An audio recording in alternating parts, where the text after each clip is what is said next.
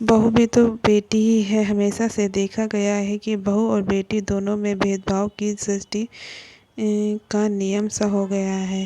सास कभी भी अपनी बहू को बेटी नहीं मानती और न मानना चाहती है। वे क्यों नहीं समझती कि उसकी भी बेटी किसी घर की बहू है। घर में बहुत खुशी का माहौल छा गया जब सास को पता चला कि उसकी बहू के पाँव भारी हैं।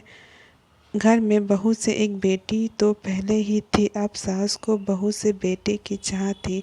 सास ने पहल तो बहू का बड़ा लाड चाव किया, परंतु 3 महीने बीतते ही जब बहू को परेशानी हुई जिसके कारण सास को सबकी रोटियां पकानी पड़ी, क्योंकि बहू को रोटी पकाने से बदबू आती थी।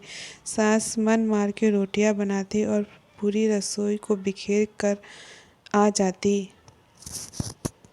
और फिर बहू से रसोई साफ करने को कहती। बहू बेचारी रसोई साफ करके कुछ खा भी नहीं पाती थी।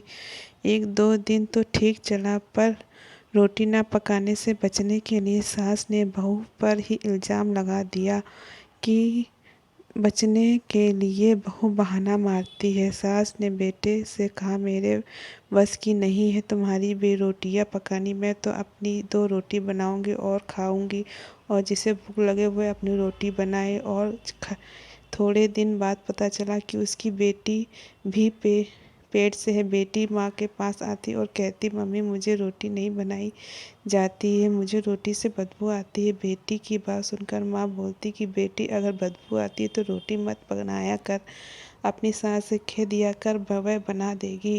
बेटी तो ज़्यादा से ज़्यादा आराम किया कर, और अगर ज़्यादा ज़बरदस्ती करे तो कह देना मुझसे नहीं होगा ये सब। हम तेरे साथ कुछ ज़्यादा परेशानी हो तो यहाँ आ जाना। तुझे मैंने लाडों से झूले झुलाए हैं, तुझ में अभी इतना दम नहीं कि तू रोटी बनाए खिला सकूं। और तू चिंता मत कर, घर में तेरी भाभी भी तो है। एक माँ अगर अपनी बेटी के लिए अच्छा सोच सकती है तो उस बेटी के लिए क्यों नहीं सोचती जो अपना घर, माँ बाप और पूरा परिवार छोड़कर आई है। एक माँ ने कैसे इतनी निर्दयी हो सकती है। बहू के लिए कुछ और, बेटी के लिए कुछ और।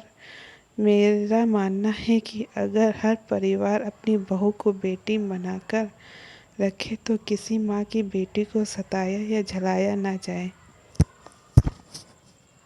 अगर आपको मेरी कहानी अच्छी लगी हो तो मेरे चैनल को